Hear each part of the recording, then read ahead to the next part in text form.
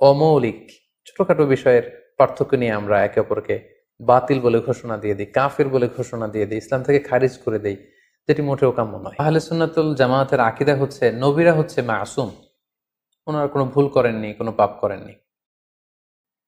তো আমরা শুধু নবীদের ক্ষেত্রেই এই মাসুম কথাটি যুক্ত করি, এবং সাহাবারা ওনারা হচ্ছেন মাহফুজ, ওনাদেরকে আল্লাহ বড় ধরনের কবিরা গুনাহ থেকে হেফাজত করেছেন, একটি দুইটি স্পেশাল কেস ছাড়া।